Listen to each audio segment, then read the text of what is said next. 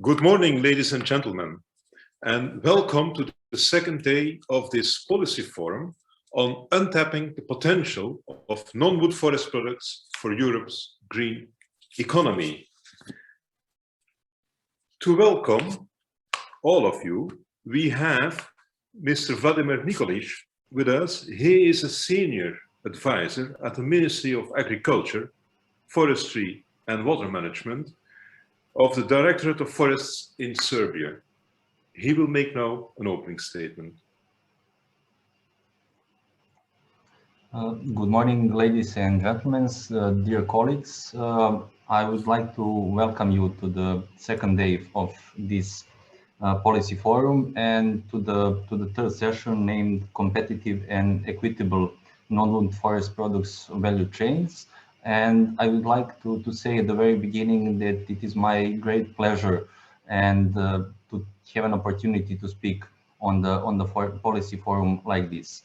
I will briefly introduce you with the situation in Serbia in relation to non-wood forest products, and I will do it in a, let's say, short presentation. So I hope that all of you see this presentation that I shared right now. Is it okay? Yeah. Yes. So as agreed with the organizers, so I will speak about the non-wood forest products in Serbia, about the status, the opportunities, and the challenges. So collection and processing and trade as well in Serbia of non-wood forest products has a long tradition. So and significant revenues from these products is gathered in Serbia in the period after the Second World War until the 1990s. And in this period, the process of collecting and trading was centralized. So it was mainly done by the few public enterprises. And after this, after the 90s, so the process of privatization of those enterprises directed us to the emerging of small and medium enterprises that are now, let's say, doing their business in this sector in Serbia. Those products are really significant, and they appear as a raw material base, as well as the final products, let's say, in the food industry, in the pharmaceutical industry as well. And in the parallel with the organic production, with the expansion of organic production, the importance of non-wood forest products has drastically increased. Here you can see that in the area of the statistical region of Belgrade, the most represented non-wood forest products are medicinal herbs, forest fruits, and mushrooms. Concerning the legal framework in Serbia, so it is regulated by the law on forests, where in the Article 62, it is named as other forest products. So here you can see that other forest products are named as forest fruits, medicinal and other plants, stone, sand, gravel, etc. But that their collection can be done with the approval of the user, so as in the state forest, or the forest owners in the private forest. And this can be done only in accordance with the project of using of other forest products. What could be an issue and what is an issue? So the forestry sector defined non-wood forest products, but the collection of those products is defined by the legislation of nature protection sector. So at the very top of the pyramid is the law on nature protection, and then two regulations. So one of the control of use and trade of wild flora and fauna, and the other one on the proclamation and protection of strictly protected and protected wild species. So according to this, the Ministry of Environment established a commission for approving the quotas for collecting the non-wood forest products, and this commission issues licenses for the collection of non-wood forest products, and this could be the problem. If you don't get the license, you're not allowed to do so. So it's a potential conflict between the forestry sector and the nature protection sector. Current status of collection and processing of non-wood forest products is that it is mainly used by the local population. Pickers are obliged to undergo the training for the collection, and they mostly collect mushrooms, berries, wild fruits, and herbs. But there is no quota for collection of non-wood forest products for individual persons. So the Ministry of Environment issues licenses and quotas only for buyers and producers, of processors of non-wood forest products. As I mentioned in the first slide, it is mostly done by the small and medium enterprises, which are located in urban areas. So you are collecting the non-wood forest products in local areas, but you process it in the urban areas. But also the significant number of them is located in villages. And they have from 11 to 50 employees during the season of collection, and mostly are established after the 1991. So price of collecting and buying the non-wood forest products is variable. So it depends on the balance of supply and demand, and it is, let's say, frequent during the year. Non-wood forest products is mainly used by the local population, and quotas are, sorry, this is the wrong slide. The challenges which are done is the unsustainable utilization, some illegal harvesting, especially the truffles, so climate change and the degradation of forest ecosystem. But on the opposite of the challenges, there are opportunities, especially on the forestry sector. So the forestry profession should rely more strongly on this multifunctional character of the resources, and to use all the products and services on a lasting basis. And for the more intensive use of non-wood forest products, it should be open the possibility of developing small and medium-sized enterprises, and some stimulation from the state should be done through different measures for the economic development of rural areas.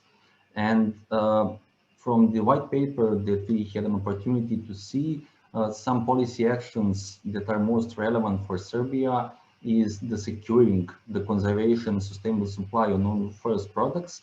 Now we have the second national forest inventory, and the area of biodiversity will be more included in this. Transparency, data information flow are also important for us, because we really want to know what is collected and what do we have in forest ecosystems, and of course the enabling conditions for collecting and as well as processing of non-wood forest products. And I will finalize here. So there is a Latin word that is say use but not abuse, and this should be the main message according to the non-wood forest products. So thank you. Thank you so much, Mr. Nikolić, for being available to make this opening statement. We highly appreciate this. It was also very helpful for us to have a better understanding on the situation in Serbia. And we really appreciated that you already made a connection to the white paper. So thank you so much. We would like to proceed now by introducing the third session of this policy forum. So first of all, welcome again, ladies and gentlemen. My name is Steven Liebrecht, and I will be, just like yesterday, I will be your facilitator for today's session. And if we quickly go to, okay, let me check the screen. Yes, here we are. Let me perhaps to start, quickly remind the objectives we have for this forum. So basically, why are we here together? Yesterday, I announced that we would like, during these 2 days, explore the potential of non-wood forest products. Second, we wanted to discuss the actions needed to position non-wood forest products as a pillar of Europe's bioeconomy. And lastly, we want to explore the white paper, and it is a document that Mr. Nikolić has been referring to. So we want to explore this document, specific sections on it, on policy priorities for non-wood forest products. Now, in terms of the agenda, It is a two-day event, as most of you will know. Yesterday, we had two sessions. The first session was about setting the scene, disclosing the potential of non-wood forest products. We had some wonderful presentations, and I would like to highlight the presentation we had given by the keynote speech delivered by Mrs. Shandy, who was really indicating or pointing towards the traditions, the richness. It was a combination of a presentation, but lots of video material. And during the second session, we had another keynote speech. The second session was about sustainable sourcing and secure supply of non-wood forest products. During that session, we had a keynote speech from delivered by Mr. Chamberlain, who was pointing towards the legacy that these non-wood forest products basically bring, and the need to have reliable data. And I think he made comments that are quite similar to some of the elements that have been highlighted by Mr. Nikolić during his opening speech, such as uti non abuti, it was stated, so use but not abuse, so find the right equilibrium basically, but also the need to have data, the need to have reliable data. And what I would like to say is that there have been many more presentations. We are working towards making these presentations available for all of you. It needs the consent of the speakers. We're working towards it. So, but I think there's going to be sufficiently very interesting material so that you might want to have a look at even later on.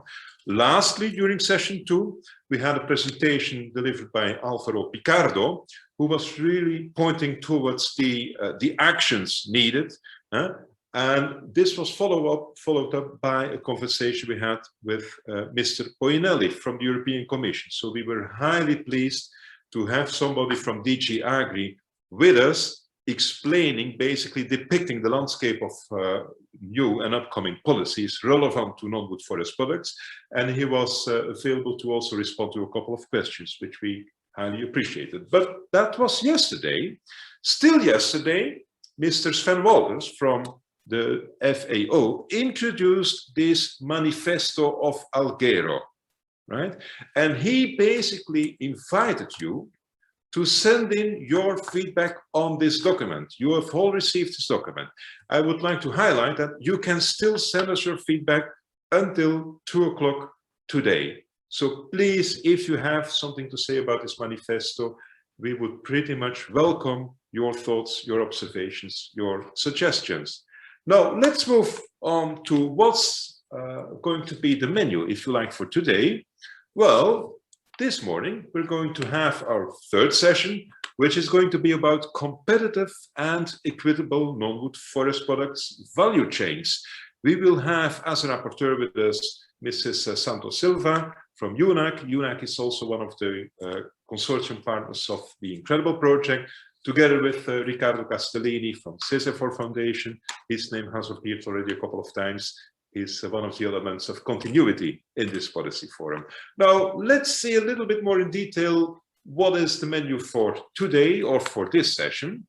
We have another keynote coming up, a keynote on competitive and equitable non-wood forest products value chains, challenges and opportunities. This will be followed by a round of success cases for fostering transparency, competitiveness, and equitability of non-wood forest product value chains. So these two blocks basically serve to get a good understanding of competitive and equitable non-wood forest product value chains. And after this, we will again, just like yesterday, shift the attention towards action, what needs to happen. So we will have a presentation on key action on transparency and visibility of non-wood forest products, and then have a wrap-up on the policy actions needed to secure successful non-wood forest products value chains. We hope to have some room for debate, and that brings me basically to one of the points, the final point I would like to mention as part of my introduction, and that is, yes, indeed, it is an online event. We would like to have seen it differently, but that's the way it is. We still aim at bringing in variety of formats to enhance the interactivity. So yes, there will be presentations, there will be video material, there will be an exercise, there is going to be room for questions and answers. This is Zoom webinar, which means that presenters will have a different setting with respect to camera and microphone use compared to regular participants. Regular participants don't have microphone, don't have camera facilities. Now the organizers, that's the team at EFI mainly, they will take care of the settings. And I would like to mention that you have a double functionality that might be relevant to all of you. First, there's going to be the chat that you will find, and that's just a regular chat as in regular Zoom, which you can use to send your technical comments. If you have a problem with something, just mention it to us, we will try to solve it.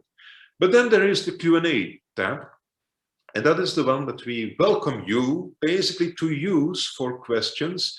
And well, it will be used not only for the questions, but it's also a vehicle to address some of these questions. And we have a team of people scanning through this Q&A continuously, picking up, selecting questions, and we will make sure that there will be moments in which we will use some of our questions basically to inject them in the debate. So we respect the debate. We also respect the timings. We have a program for today. So if we have to cut certain discussions short, it's not a sign of disrespect. It's just that it is time to move on. A final reminder, this session is being recorded. You should have received a notification when joining this seminar, but in case you forgot, just a reminder, this session is being recorded. If you have a problem with that, then I think you know what action needs to be taken. I think that is all for the introduction. Now, let me move to the first point on our program, and that is basically going to be the keynote presentation. And we are very glad to have with us an expert, a professor at the University of Padua, Italy. He's an expert in non-wood forest products. He has been following this project Incredible right from the start, so I think he knows many of the team members, and it has always been a joy to have the interactions with him. Let me welcome Mr. Davide Pettenella, Professor Pettenella, I should say, who is going to deliver a keynote speech on competitive and equitable non-wood forest products, value chains, challenges, and opportunities. Professor Pettenella, the floor is yours. Thanks a lot, Stephen. Can you see my PowerPoint presentation? Yes, but it is not in full screen. Yes, this is better. It's okay. Excellent. Off we go. As Stephen was saying, we have a nice menu this morning and also in the afternoon. And the first dish of this morning is an Italian dish. I will speak and I will try to introduce the very relevant topic of wild forest products value chain, the connected challenges and opportunities. And here you see the outline of my presentation. It's based on 3 points. I will start giving a definition of value chain and describing some of the main features of this approach in analyzing the sector. Then I will try to make a proposal of looking at the dynamics in the change of value chain organization, defining 4 steps, 4 typologies of value chain. And I will conclude with one final remark. So let's speak about what wild forest products value chain are, why we are looking at them, is it useful or not? Here a definition of value chain. The value chain describes the full range of activities which are required to bring a product or service from production through different phases of harvesting, processing, delivery to final consumers and final disposal after use. Very general one.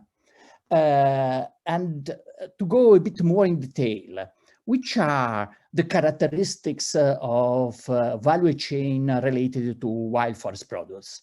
Well, if you take the traditional classical definition of value chain, you also find a reference to a very initial phase that is design. The design is not in my definition, it's because in our sector, in sometimes is present, but normally is missed. Nature is designing WFP. And we have to take this point not as a limitation, not as a constraint, but as a competitive advantage, looking at our sector. A second element that I would like to underline is that we are facing with a very diversified value chain typology, as we will see with some examples. Then frequently, wild forest products are not only commodities or specialities, but they are products associated to very important services, especially those that we are now used to call regulatory and cultural services, like biodiversity protection, landscape conservation, recreation, tourism, and others. And finally, the consumers, at least in a more advanced economy, like in Europe, using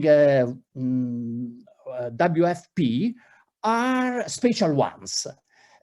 Normally, we define them in marketing as lost consumer, and the acronym stands for lifestyle of health and sustainability consumers. This means that these consumers have 4 groups of reference values in their purchasing habits. They are inspired by this greening idea. They prefer organic, wild products. Carbon footprints are important element of consideration. Normally also GMO-free products are preferred. Localism, so good attention to local products, to the origin of the product. Health and solidarity, attention to the fair trade products. 4 values, not always very consistent. There is, for sure, a certain level of overlapping, but sometimes even a bit of contradiction among them. But this is the market. This is the demand side. So why we work on a supply chain? We use supply chain, value chain for positive analysis, for understanding the structure and dynamics of the value chain, the distribution of revenues, the employment impacts in each link, the identification of activities subject to increasing and declining returns. Here, an example, a very traditional way of presenting the value chain of many wild forest products, connected with the numerosity of the people employed or of the organization. A classical flow of steps and links that can be described as the hourglass structure of many value chains. Another way of working on positive analysis of the value chains in this sector is that one you see here, where you define different steps or different links, and you look at the connection among companies, among individuals, connection that may be understood as contractual links or flow of information, sometimes even as integrative function.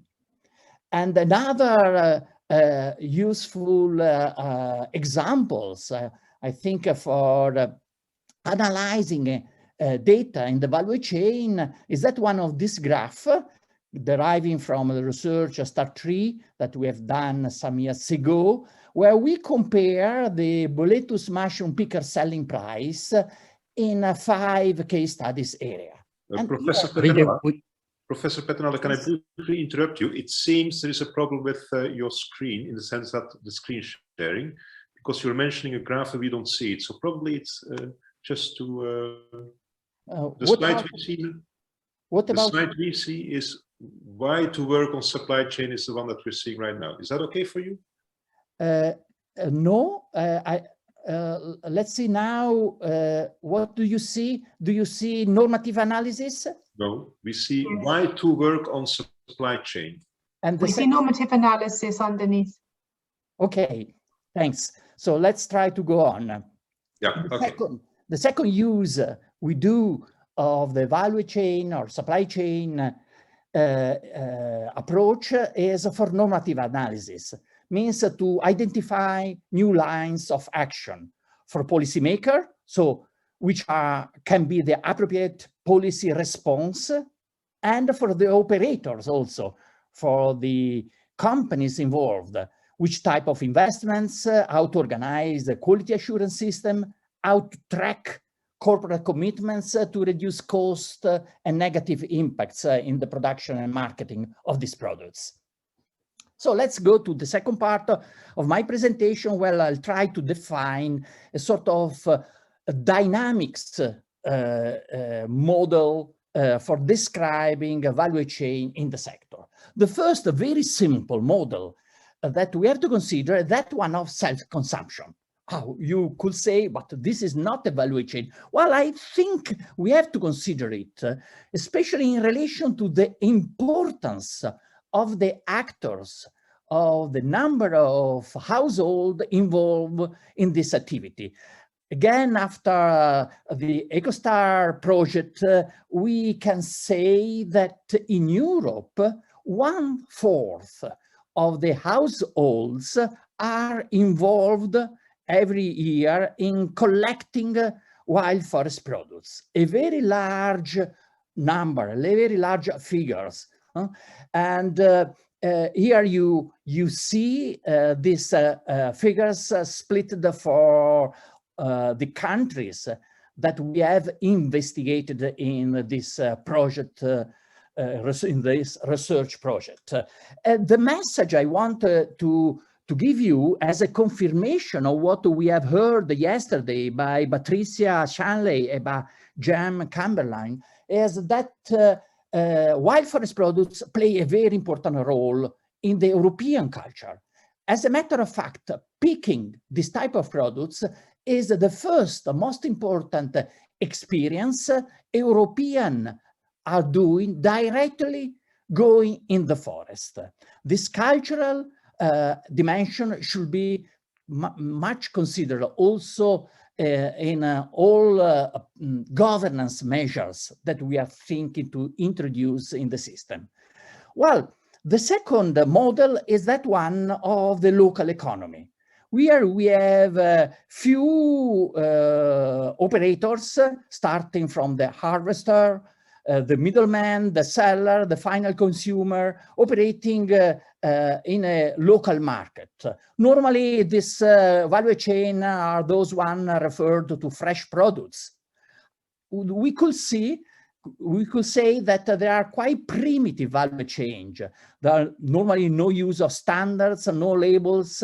Frequently we have informal transaction. Good local food tradition are involved in the demand and consumption of these products.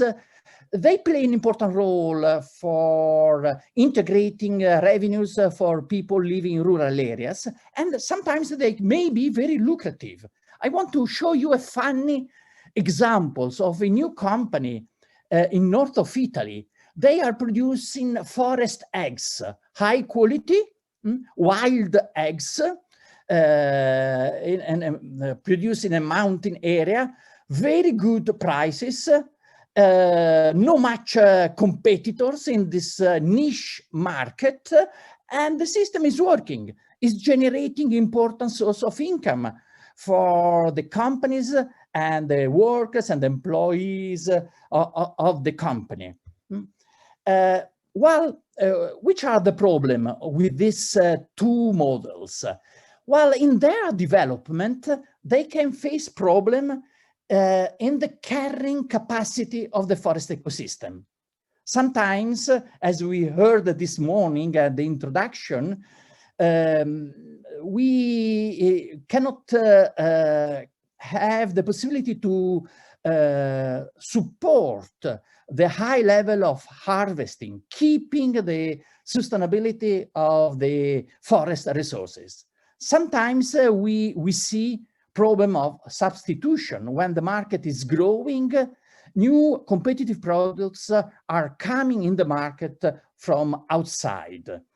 And what is happening in this case? We see three potential development paths, well described in the analysis of wild forest products economy in developing countries by HOMA. And I'm taking the HOMA model and I'm trying to develop it. HOMA was observing that in the value chain development, we have a phase of growing market, a phase of stabilization. And many times after this phase that is lasting more or less time, we have a value chain collapse due to the unsustainability in the use of forest resources. That is a frequent problem in developing countries, or the presence of substitute. Some example can be observed also in Europe. Think to rare medicinal and aromatic herbs. And in the past, we had the same problem with tannin and resin. But there are two alternative paths. The first one is domestication. Domestication is a trend, is an option that is characteristics of many medicinal and aromatic plants, as Ahmed Dali was telling us yesterday. Hazelnuts, many berries, some mushroom, Christmas trees. Well, here, of course, it's a pity in some way that we are losing the link with the forest environment. But if you look at this process from the point of view of the needs of rural development, is by sure a positive development with the spreading of farming activity and agroforestry system. And the third option is the introduction of market-based innovation, like differentiation, integration, harvesting and processing technology, standard development, and so on. Of course, all these two alternative paths may be supported by governance-related solution. And this is, as a matter of fact, the main issue underlying the white paper, and that will be the basis of our discussion late today. Let's make some examples of this solution, market-based innovation. The first one I was mentioning is differentiation. Differentiation through brand definition, umbrella labels, and certification. There are three fields where these differentiation techniques can be developed, can be analyzed, the impacts on environmental resources, the issues connected with quality and health and socio-economic. And you know that we have different standards, some of them like Fair Wild mentioned yesterday, different label system, different certification organization, providing this service for differentiating wild forest products. And to see in another way this option, here you see the 5 main scopes of wild forest product certification. The certification of origin and traditional specialties, wild product certification, sustainable forest management certification, organic product certification, and fair trade. Another type, extremely relevant, of market-based innovation is connected with integration, creation of association, but also of collective contract agreements. And here we see different models. Again, I refer to the outcomes of the EcoStar project, different model of vertical and horizontal integration, reinforcing the market power of some operator, starting from the harvester and the a small scale processing unit established in rural areas. And another market-based innovation is connected with the new products or the rediscovery of old products. Think to birch sap or to resin, but also to the production of pine stone seeds with the new clones that are more resistant to phytopathology, or think to the new use of truffle for cosmetic application. And so through these instruments, this innovation, we may stabilize the local economy. But as a matter of fact, when wild forest products are not site-specific, neither differentiated, they have no special innovative character, they are much exposed to the process of market globalization. And here comes the third value chain model, that of global value chain, so-called global value chain. Global value chain entail a more efficient international division of labor based on inter-firm and intra-firm transaction involving customized input and relational contracting. And we have several examples of this emerging global value chain structure also in wild forest products market in Europe. Think again to medicinal and aromatic products, to products for cosmetics, to pine nuts, truffles, dried mushroom. A couple of examples, one at the European scale. Is impressive to look at the trade flow increase related to the truffle, the fresh truffle. As you see, that is the level of increase of import and export to and from the European Union countries. Really, we are living in a market that is fully globalized. And here, even more impressive is the graph connected with the import of truffle, fresh truffle in Italy. Imports that is in one way explaining why Italy is assuming a quite strong leadership role also as an exporter, mainly based on importing raw material. And taking into consideration that these are official statistics, but there is a lot of paperless trade that we made an estimate in Italy that is 8 times higher than the official statistics. So which are the impacts of global value chain development? Well, first of all, we should wonder if in connection with this globalization process, are there any negative externalities? You know that in the last months, we are speaking a lot at the European Union level about embedded forest degradation in connection with the so-called Big Five. The deforestation and forest degradation impacts connected with the import of meat, palm oil, soybean, coffee, and cocoa. I wonder if we could or should start speaking also of the 500 small wild forest products as a factor, as a driver of forest degradation. I'm thinking to rubber, to gum arabic, and others.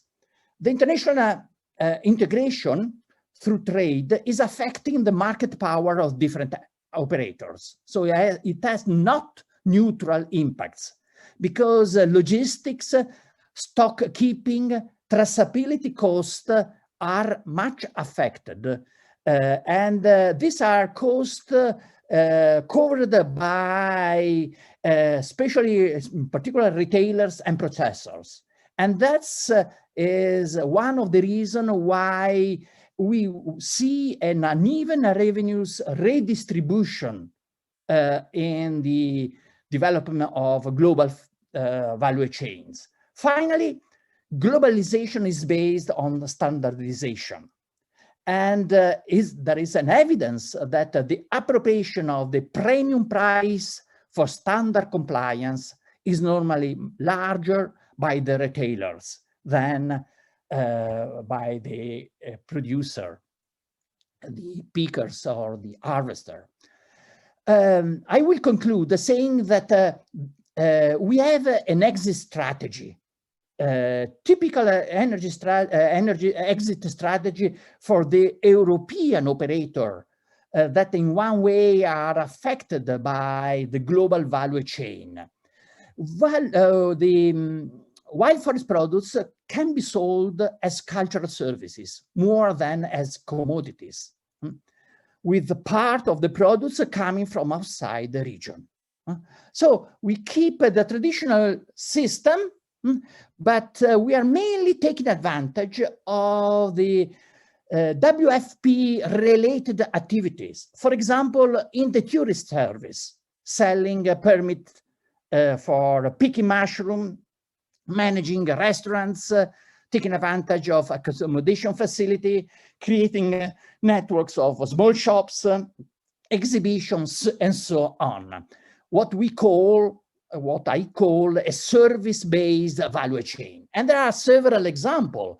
We have already heard speaking about mycotourism in Castilla-Leon, a wonderful example of this type of development, where the value added connected with the tourism is much higher than the strict values connected to mushroom picking as a commodity. We have a very well-known model of Borgo Valditaro in Italy, in the Parma province, with a lot of activities that are running exclusively or prevalently based on the idea this is a community, a forest community connected with the mushroom economy.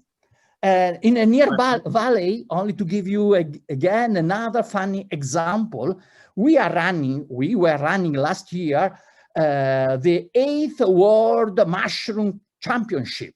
Again, the mushroom is not a commodity, it's not a raw material, but is mainly the support for developing a set of services.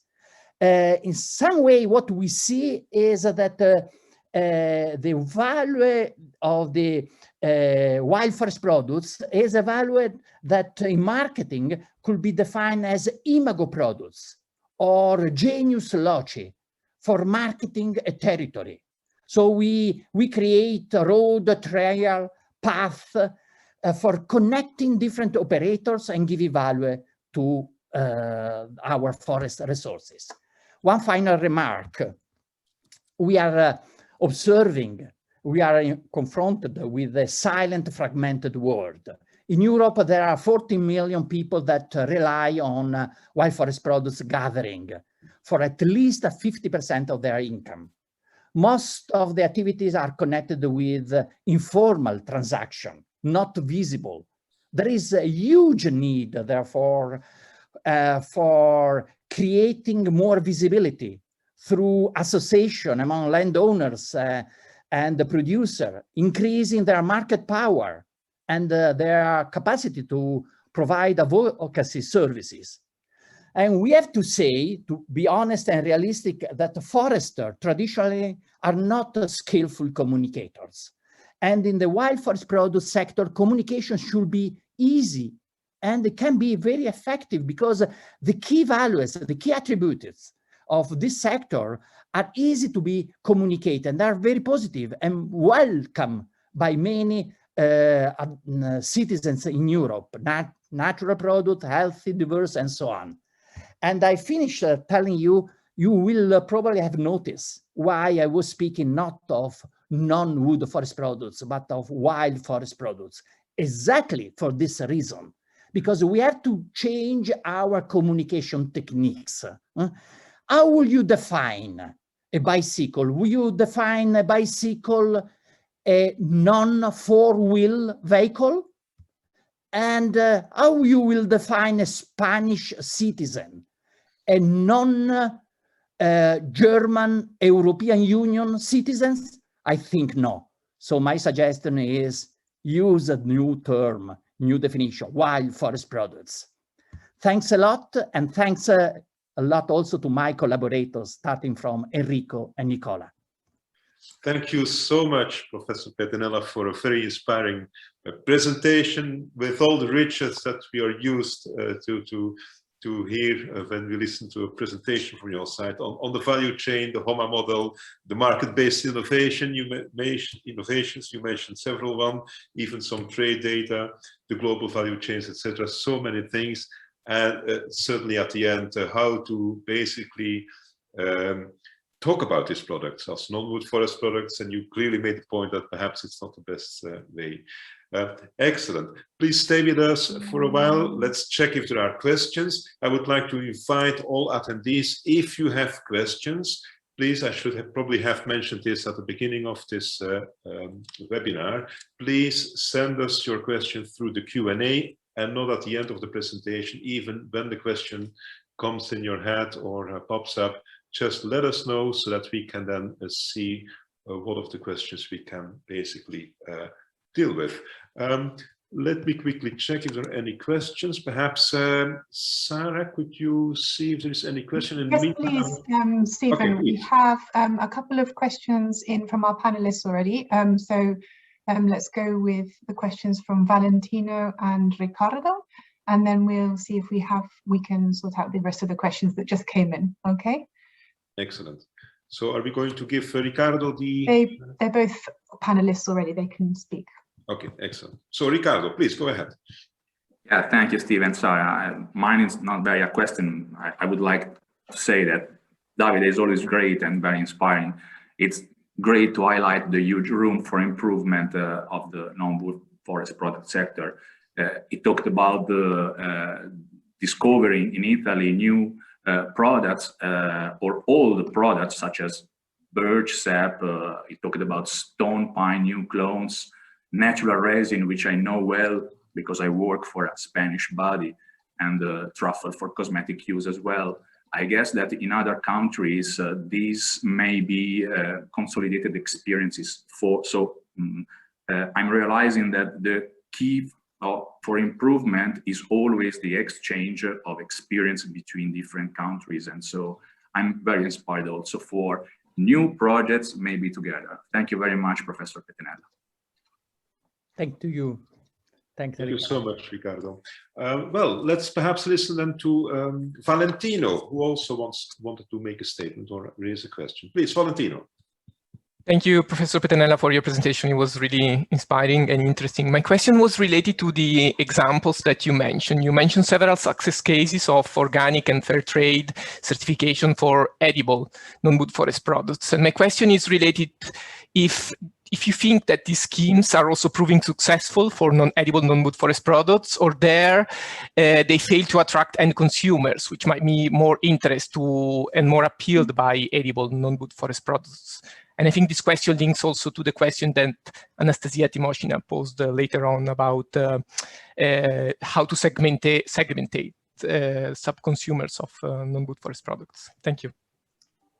A good question. A good question. I will need a bit more time to go deeper on that, because differentiation through marks, labels, is an important technique and is used by European small-scale producer. But is used also by larger companies. You know that the leading company in the cork sector is FSC certified. But you know that we have also forest owner producing or offering wild mushroom in Spain that are PFC certified. So you see, the instrument itself is neutral. It's not is an instrument suited specifically for large operator or for small scale operators. And here is a matter of entrepreneurship and dynamics of the market. This is why the public support, the governance instruments, the activity that can be done at national level to support the small-scale operators, as we will discuss today, and as already Alvaro and Ignazio have mentioned, are key elements to keep the balance between small-scale and large companies, also in this sector. I don't know, I tried. It's a tentative answer to your very complex question. Thank you so much, Professor Pettenella. In the meantime, we received basically the backing from Mrs. Patricia Shanley on your suggestion to refer to non-wood forest products as wild forest products. So you're clearly getting support for your suggestion. In the meantime, we also got an indication that Mr. Chamberlain would like to bring up a question. So, Mr. Chamberlain, the floor is yours. Good morning, Professor. Can you hear me okay? So you're advocating focusing on the personal use and micro enterprise development of these products, but I wonder how do you regulate and control the harvest of those? And how do you report on the amount of the economic and ecological impacts of those small, diverse products? And then what do you do about the other 75% of the harvesting that's going on that's for large commodities and activities like that? At least 3 questions in one. So quite complex. I will try to answer the first question specifically. I don't think that we are really facing huge problem for regulating the harvesting level, harvesting activity. In Europe, especially in the forest sector, and I will say especially in Southern Europe, we have a consolidated tradition of introducing a quite massive set of rules and regulation in order to deal with the problem of scarcity. We have so many rules that sometimes we are thinking that a bit of more liberalization could help the sector. So many countries, starting from Italy and Spain, are introducing, for example, system of permit picking, both for mushroom, for berries, for truffles, and so on. I'm not sure if I have understood correctly your reference to the 75% of the products that maybe you are referring to the massive import of non-wood forest products in Europe. This is true. I think we cannot stop it. We should maybe introduce some system of control. You know that we are speaking about introducing a zero deforestation label for especially products imported from tropical countries that may be under risk of degrading the forest ecosystems there and damaging the local communities. I think that if we, and probably because there is a strong commitment in this direction, we will go on with this idea. We should be careful and have a fair set of instruments dealing with all set of products, and not only working on few selected major products like meat and soybean or palm oil. Okay.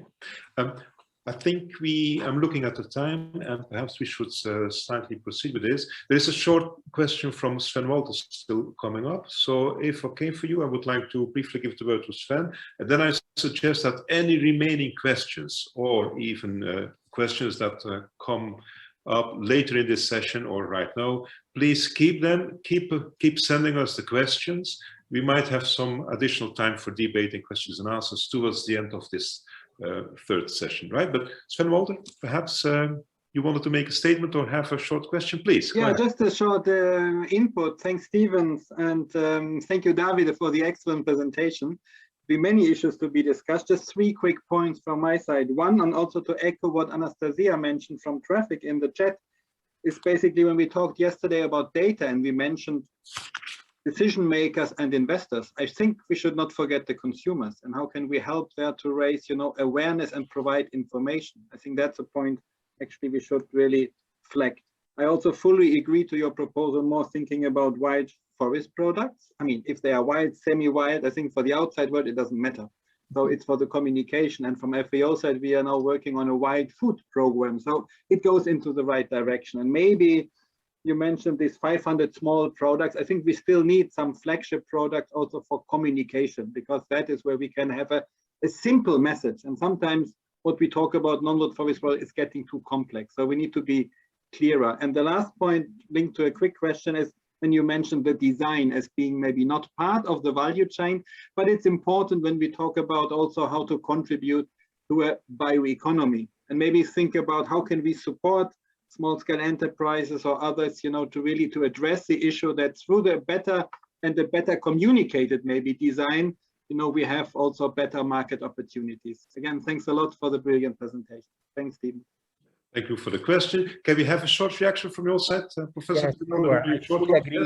I fully agree with Sven points. Only to add small elements of consideration.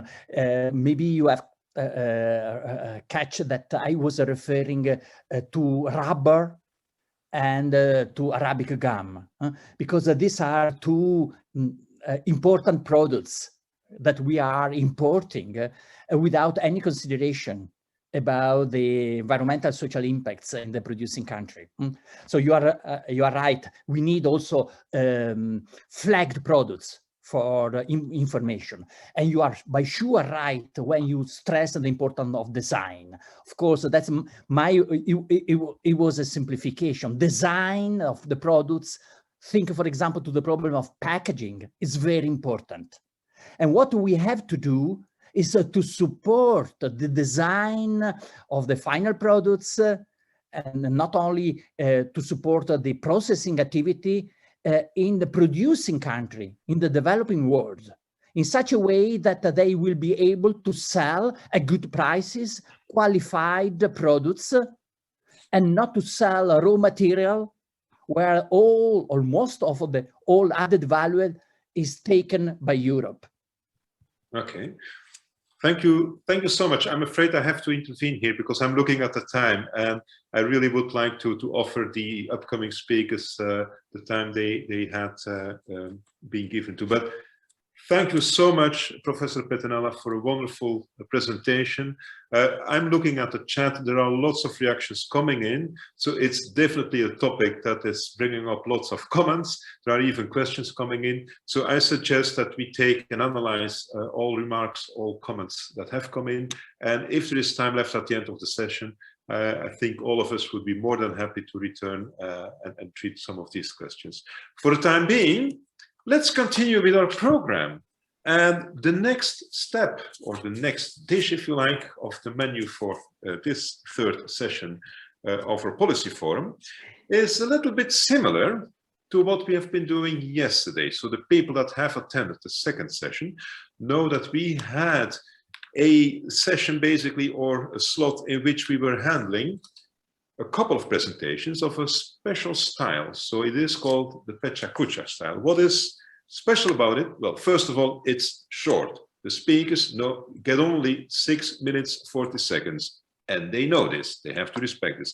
Second, it's much more graphical. So the whole idea is to bring in a story rather than more data, more scientific elements, so to speak.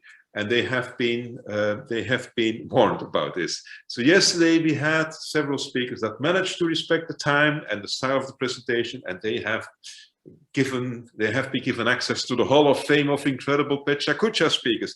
Let's see how the speakers for today will handle the same challenge. And we are going to make the tour of 4 Mediterranean countries: Italy, Spain, Greece, and Turkey. Let us start with Italy. And from Italy, we have Enrico Vidale. He is a known expert on non-wood forest products, a well-appreciated speaker as well, I must say. He's linked to the University of Padua in Italy. And he will bring a story, if you like, on tax reform on wild-growing non-wood forest products or non-wood products in Italy, lesson learned and new opportunities for the forest sector. Enrico, the floor is yours. Thanks, Steven. Thanks, Effie, for the chance that I have to explain some little concept.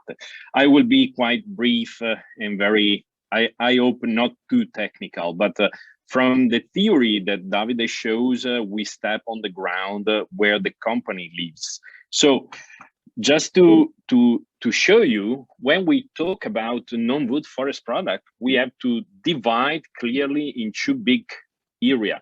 That is farm activity that are under farm, let's say, legal status, and commercial activity that is connected with the wild gathering. For example, the same products can come from 2 different systems, and these matter a lot for the company in terms of taxation. So think about mushroom production in a farm and a mushroom collection in the forest. So the type of invoice, the type of documents that a farmer produces based on invoice. But on the other hand, we have something like 20 types of different transaction typology in Europe. And this typology of transaction allow you to have data or not. For instance, when policymakers touch some key issue on the value chain, something like harvesting limitation or heavy taxation applied to certain commodities, like in this case, truffle, you may have a dramatic effect on the market. For instance, this shows the collapse of Italian trade on truffle just for the wrong application of taxation issue on the supply chain. So, for instance, we start from this problem and we start to understand the data behind this dramatic effect. And after, let's say, a couple of years of discussion, we simply say, okay, guys, let's copy where the things works better that's linked with the taxation applied to farm. We add some special category for non-professional pickers, and the effect was the introduction of 2 typology of new pickers, taxation applied to 2 typology of pickers that in, let's say, couple of months, move the entire system from 5 people that declare to collect truffle and mushroom up to 15,000. So in just few months, and from 16 companies up to 1,200 companies in 6 months after the application. So it means that if we touch the right themes, the right topics, and we understand the problem of the company reply directly to what they need.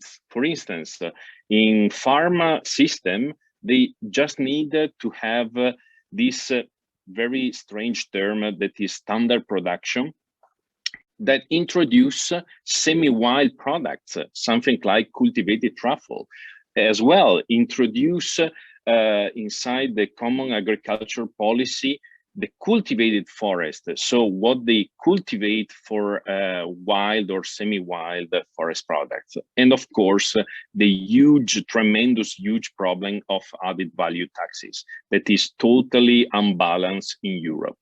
As well, if we look on the right-hand side, so commercial part, taxation issue is a dramatic issue. So think about what happened in the fisheries. The fisher goes in the sea. They are wild fish, but they are considered farmer. just this movement allow this type of category to have extremely low taxation. Why should we extend to wild gathering? Or even better, create a new segment of the fiscal directive that we have in Europe for this special category. Think about a gypsy that has to declare taxes. So in a paperless economy, and without a formal address to send the invoice or whatever that is linked to the formal economy. And as well, apply smart bureaucracy. Bureaucracy in the economic point of view, it's really a tragedy. Well, that's all on my side, Stephen. I hope I respect the timing. And if you have questions, here I am. Excellent, Enrico. You did more than respect your timing. It's something like 5 minutes, which is probably a world record for a Pecha Kucha style of presentation. Thank you so much, Enrico. Now, stay with us, please, but let's immediately proceed to the next speaker to keep the pace. And at the end of this session, we will for sure have time for any questions for your side. So let's move on. After Italy, let's go a little bit west side and go to Spain. And from Spain, we have Mr. Fernandez from Miteco. And Miteco is the Ministry for the Ecological Transition and Demographic Challenge of Spain. And he will bring a presentation on labor and fiscal policies supporting resin holdings in Spain. Mr. Fernandez, if you're ready, the time is yours. Okay, good morning. Thank you very much for the invitation. Can you hear me? Yes, yes, it's perfect. Thank you. I'm going to share my presentation with all of you. Okay, can you see? Yes, we see it. And now full screen mode. One moment. The presentation mode, yes. Okay. It's okay now? Yes, I think it's good. You can Perfect. Thank you very much. Okay, I'm going to talk about labor and fiscal policy supporting resin holdings in Spain. First of all, resin, maybe we are talking about very different non-wood forest products, no? Maybe resin and cork, very wild, and the other side, maybe pig mushrooms and fruits and all things. But in this case, we are talking about resin, no? It's a little different. First of all, a brief reasoning about resin activity in Spain. Modern resin activity began towards 1850, long time ago. Forest administration developed in management plans and harvesting condition regulations towards 1880.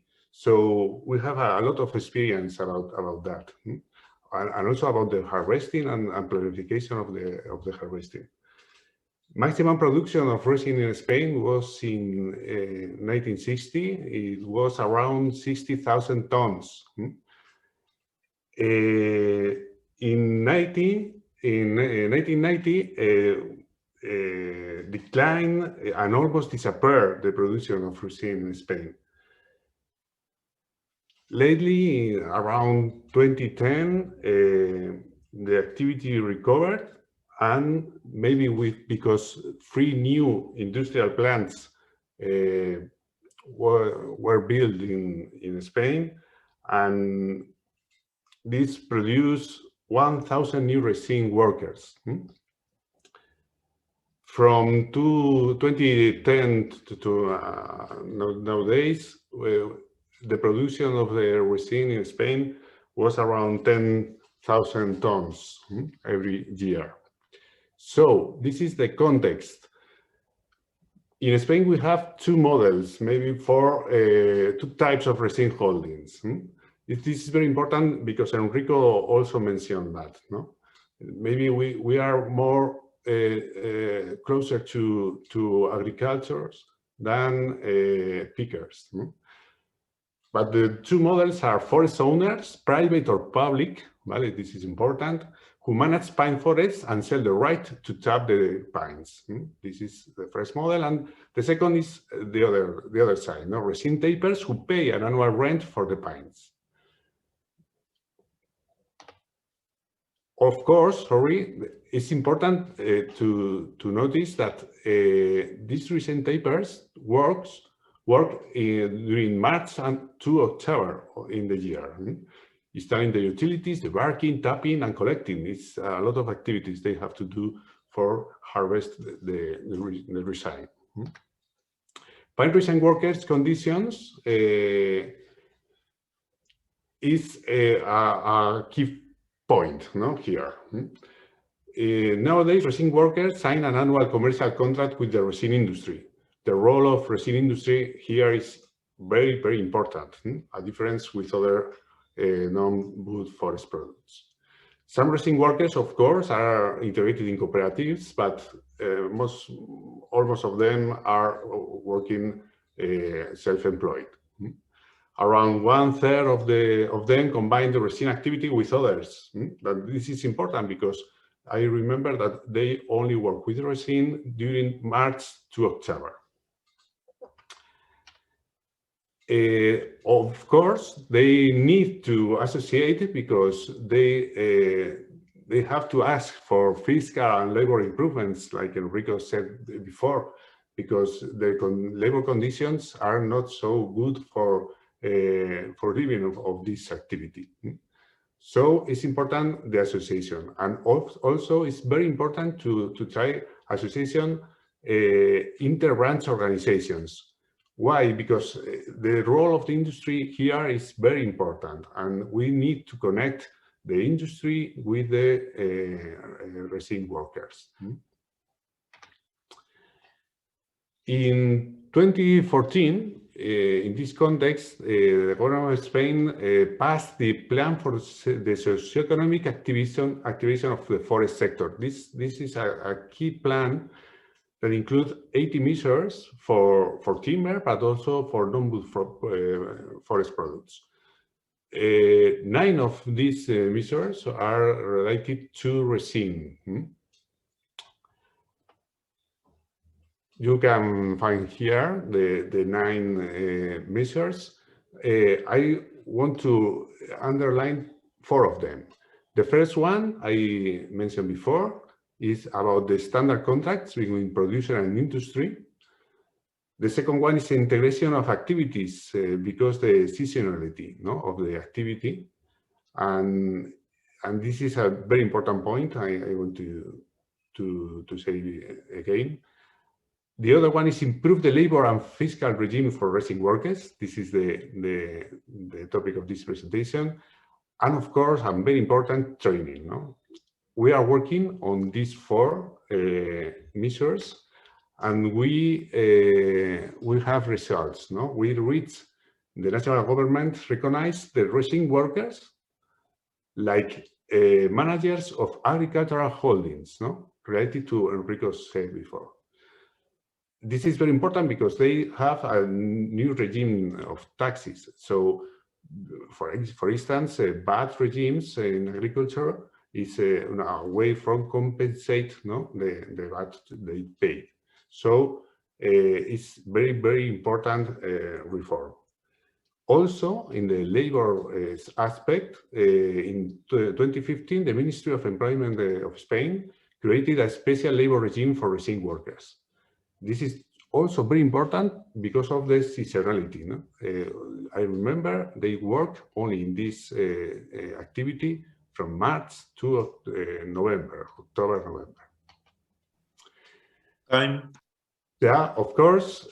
I'm going to finish with the conclusions. Integration of activities in rural areas is the most important topic.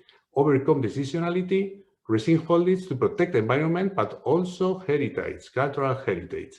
And of course, promote the transition to the economy, because these products are in the key of the problem. We need to pass from traditional rural workers to professionals. Thank you very much. I'm sorry. Thank you so much. Thank you so much, Mr. Fernandez. It's a challenge to bring a presentation in less than 7 minutes. And we really appreciate that you wanted to be part of this and take up the challenge. Let's keep the rhythm, ladies and gentlemen, and proceed by switching to Greece. And we have a speaker, Vasilis Katsoupas, from Kanela and Garifalo, Visa Sakori, in Greece. I hope I pronounced that somehow relatively correctly. And he's going to deliver a presentation on ecotourism in wild mushroom sector in Greece. Mr. Katsoupas, the floor is yours. Okay, hi. So this is Vasily. I'm a business owner in Zagori, which is a mountainous region in northwestern Greece. Zagori is a UNESCO geopark site, as well as a proposed World Heritage Site. And so it's one of the least populated and developed regions in Europe. So economic activity in the past has been mostly farming, but tourism has become more important in recent years, especially in the last decade. So in 2005, I started my business, which is a small restaurant that specializes in mushrooms. We grow and we collect more than 30 different types of mushrooms, as well as wild herbs, berries, and fruit from the forest of the area. It has not been a very easy process, as one of the main challenges we've had to face was people's fear of mushrooms. In fact, one could say Greece is one of the most mycophobic societies in Europe. So we had to invest a lot of time and effort in order to overcome that challenge, to convince people that we are a safe place. Quite frankly, in the beginning, we had quite a few people walk out when they found out we served mushrooms. So as a result of this, our restaurant in a way has become a bit of a museum or gallery or school of sorts, where people can expect, if they wish, to learn about mushrooms as part of the environment, about their role in the ecosystem, as well as about their gastronomic and medicinal even value. So we are not alone in doing this anymore. In the last decade, dozens of mycophilic clubs have sprung all over the country, organizing mushroom hunting trips and festivals as a means to raise awareness and increase knowledge for the general public. We have such a festival organized annually in Zagori for over a decade now, and it's well attended with several hundreds of people. And as a result of the synergy, we have also benefited, and we're well known as a mushroom themed restaurant. An important issue we face has to do with the lack of trained mushroom collectors. There isn't yet any organized training or accreditation program for wild mushroom collection. We have developed a working relationship with a small group of experienced and knowledgeable collectors, and have focused on training them, as well as training our kitchen staff to follow very rigorous and labor-intensive proofing process to ensure the safety of the mushrooms that we serve in our restaurant. Education has become an important part of our work outside the restaurant as well. We often organize mushroom safaris, taking people to nearby forests, not so much to collect mushrooms or to teach them how to collect mushrooms, but mostly to provide them with a more profound learning experience on site by explaining the ecological role of fungi in the forest and completely changing the way they view the world, basically. These guided ecotourist activities are an increasingly important value-added service to our customers, and they enabled us to generate extra income for our associate collectors, and also they function as a natural value multiplier for our gastronomic reputation. We're not the only ones doing it either. Several hotels and activity organizers are also offering similar services. Over time, we have enriched our menu to include more wild plants and berries and local produce and wines, developing continuously food and wine pairing ideas to highlight a new sort of local gastronomy that is based more in the natural environment. So over the last 15 years of our operation, we've had a positive economic impact on our local community. We provide several full and part-time jobs to people working at the restaurant, in our mushroom farm, where we grow shiitake mushrooms, as well as to collectors and guides. Back in 2005, when we started, we were the only restaurant in the region serving wild mushrooms. You couldn't find wild mushrooms served anywhere else. But now pretty much every other restaurant in the region has included one or more mushroom dishes on their menus. And we tend to perceive this as an accomplishment and a measure of our success. A compliment, someone might say as well. Yet, one of the things we are concerned is that as more people become interested in wild mushrooms and more restaurants include them in their menus, accidental poisonings due to less careful or knowledgeable colleagues may prove to have a detrimental effect on our business. Moreover, we are concerned that the existing legal framework is too weak or outdated and needs to be improved in order to ensure more sustainable environmental practices and a better economic balance. To counter all these, we have been collaborating in an ongoing discussion and efforts with other colleagues in the industry, as well as some local academics, to develop a more comprehensive framework in Greece regarding the collection of wild mushrooms.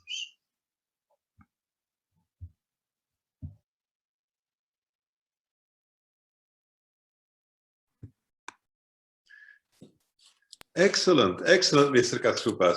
I think this was a classical example of a Pecha Kucha presentation with lots of extremely beautiful pictures and well within the time. I think I'm really impressed. Thank you so much. Ladies and gentlemen, just let's keep up the rhythm, let's keep up the pace and conclude our tour of the Mediterranean area. And let's take a look at Turkey. And to share the views on, or share a story from Turkey, we have Mr. Ismail Bilen with us. He is from CARFU, that is the Foundation of the People Caring for Future. He's also with the Ministry of Agriculture and Forests of Turkey. And he will bring a story on the national programs for non-wood forest products in Turkey. Mr. Bilen, the floor is yours. Thank you. Thank you, Stephen. Can you see my screen? I think it's okay. We see your screen, but it's not yet in presentation mode. Yes. Yes, this is perfect. Yeah. My presentation will be about national programs for non-wood forest products in Turkey. If I give you a few numbers, because these numbers are important for some policy. In Turkey, all the forests are managed and governed by the government. So this is important for policy tools. And we have about 7 million people living in or around the forests. If you see the policy tools, 4 items of Turkish constitutions are about forest and farmers, and also for forest villagers and cooperatives, which are very relevant to non-wood forest product. And at the top, we have organic agricultural law. It is the same EU organic regulations. And this regulation says non-wood forest products are harvesting products from natural area and something like that. And we have veterinary services law, and also, of course, we have forest law. We see the stakeholders, which are very important for the sector. Of course, we have presidency, and under presidency, we have some policy councils, like Council of Health and Food Policies and Council of Local Administration Policies. Also, we have Presidency of Strategy and Budget, which is responsible for national development plans. Beside the councils, we have some ministries which are responsible for non-wood forest products, mainly Minister of Agriculture and Forestry, Minister of Trade, Minister of Treasury and Finance, and Minister of Industry and Technology. The main responsible organization for non-wood forest product is GDO Forest under Minister of Agriculture and Forest, and we established Department of Non-Wood Forest Product very recently in 2011. Apart from this GDO Forestry, we have GDO Plant Production, we have GDO Animal Husbandry, and GDO Food and Control under the Ministry of Agriculture. Of course, some other institutions are important for the sector, like Turkish Statistical Institute, Turkish Standards and Trademark, and Turkish Patents Institute. Also, like the other countries, we have other stakeholders like NGOs, universities, private sector. For example, Turkish Association of Beekeepers has more than 70,000 members. And this is, in Turkey, we have special forest product like pine honey, which is about 20% of all Turkish pine honey production.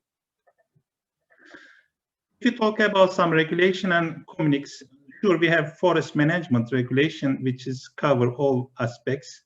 And for non-wood forest product, we have recreational area communiques and communique on inventory, planning, production, harvesting, and sales of non-wood forest product, which is very new. We have honey forest communique, ecotourism, and truffle communique very recently. For the implementation side, we have action plans for national scale, like resin, byleaf, blueberry, truffle, pine honey, etc. And for the specific area and product, we have utilization plans. These plans cover about 10,000 hectares area or more or less. And we started to prepare investor guidelines for private sector.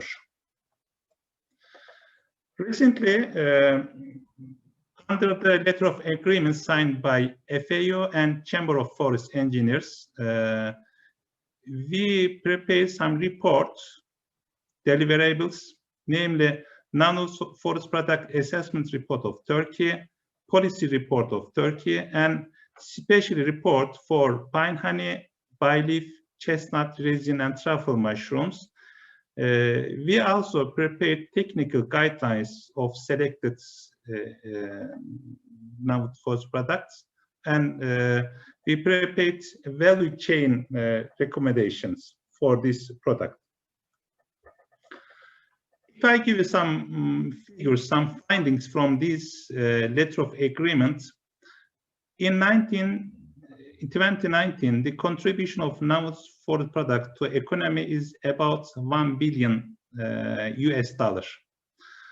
And Turkey export about 200 million US dollar to mainly European countries and China.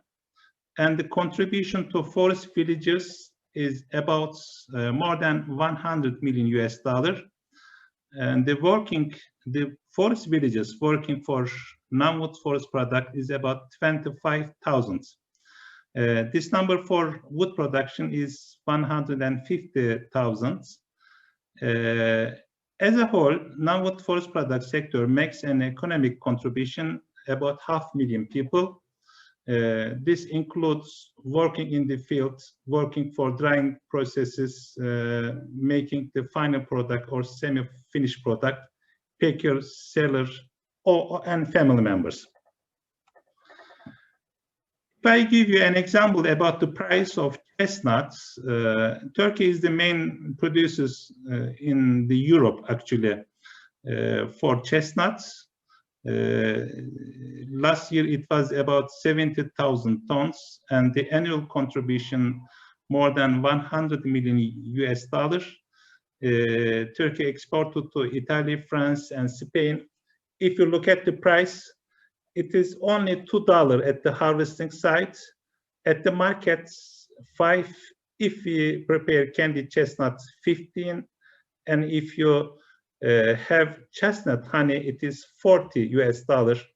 This is a good example about the price. Thank you for listening to me, and I'm ready to reply all the questions. Stephen? Thank you so much, Mr. Belen, for your nice presentation, giving a very interesting and valuable overview of what the situation is in Turkey. I'm looking at the time. What I would like to suggest is that we keep on with our schedule, and that if any questions are coming on, of course, to any of the speakers, but especially also for this people that have gone through this Pecha Kucha experience, we will deal with them at the end of this session. Now, to thank the persons that have done and had or were willing to go through this or take up this Pecha Kucha challenge, I think Gerard has something to show them. Gerard?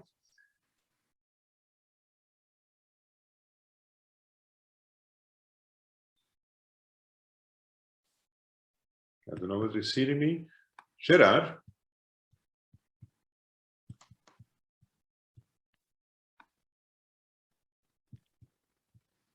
Okay, it seems we're having, yes. Just a moment, Stephen, let me see if I can help. That's okay. In the meantime, while you're dealing with the hiccup, I will continue to basically ask people to please don't wait. If you have questions, don't wait until the end of the session. You can always send them in, and as they're coming in, we're going to deal with them. Yes, I see Gerard is ready now. Gerard, please. These are the hands that this is our way of thanking the people that have taken up the Pecha Kucha challenge, because as you will understand, it was not easy for them to restrict themselves to this 6 minutes 40 seconds. Right, now, by way of interludium, we're going to see a short video on chestnuts and then transition towards basically discussing key actions. Yeah, are we ready for the video?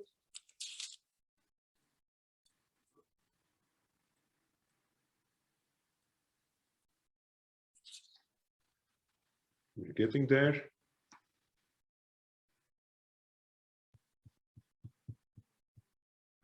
I'll give it a little bit more time, it seems.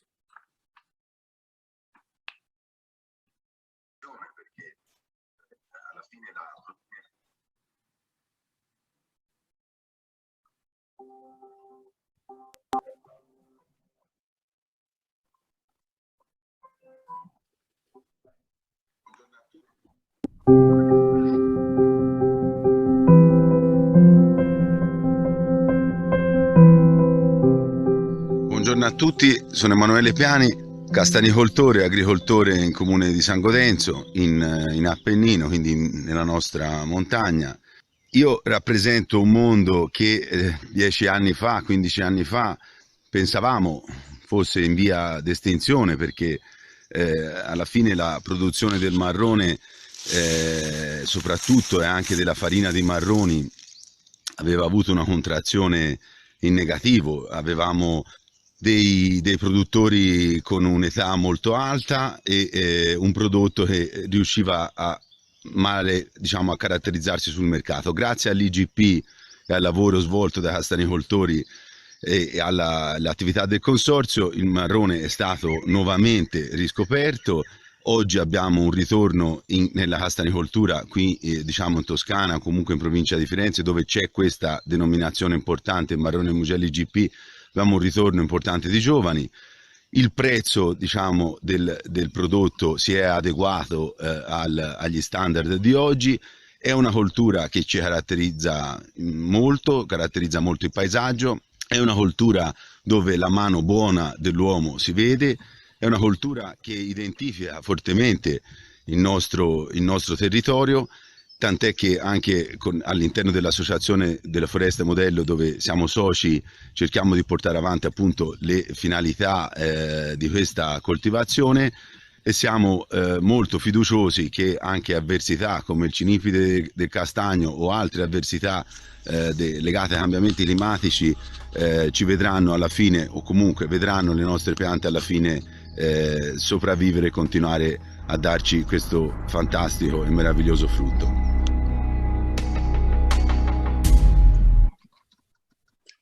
Excellent. Well, this was just one of these short videos we have. We have a range of these, and every now and then we will inject these in the program, as this is a way to create a kind of an interludium, if you know, if you understand. So, and my apologies for the short technical hiccup we had. I can assure you that the team from European Forest Institute, they are juggling with so many things to keep this going smooth, and I think they are doing a wonderful job, but that doesn't mean that every now and then something can happen. Now, let's see. Yesterday, after these presentations, to get a better understanding of the topic, we made a transition towards discussing what needs to happen, actions, right? And it's exactly the same thing that we would like to do now, but then obviously actions that relate to the session of the day, or actions that are relevant to support non-wood forest products. And as the first speaker on that, I would like to introduce you Julia Moore from FAO. She has been quite intensively involved in the preparations to this policy forum, and we are extremely grateful that she's with us today. And she's going to present us key action on transparency and visibility of non-wood forest products. And for the other participants, please keep sending your questions even during the presentation, so that we can have a look in the meantime. Mrs. Moore, the floor is yours. Thank you, Stephen. I'm assuming you can see this and hear me, otherwise just... It's excellent, microphone is there, the screen is there, so you're set to go, please. Super. Great, okay, so I'm gonna bring you back to the white paper and key actions on transparency and visibility.